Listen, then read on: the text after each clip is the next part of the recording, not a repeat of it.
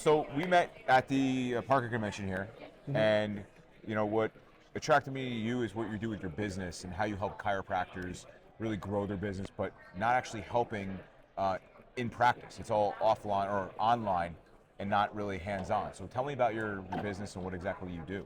Yeah, so the biggest things is most chiropractors, the only way they get paid is by in-person treatment. So whether it's adjustments or other modalities, but they have knowledge that can be shared, that can still get people results, that doesn't have to be delivered in person. So primarily rehab, I'm a big rehab guy, Sure. so I took all my rehab knowledge, I started creating online rehab programs, and then started combining that with in-person treatment, so then Amazing. they didn't need as many visits to get the same result, and I didn't have to trade my time either, so I could still get paid for the result without the time.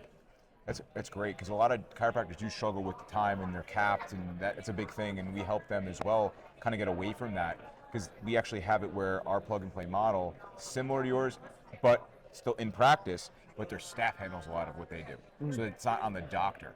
Yeah. So within the chiropractic profession, what issues or what things do you see? Where are things going at this point?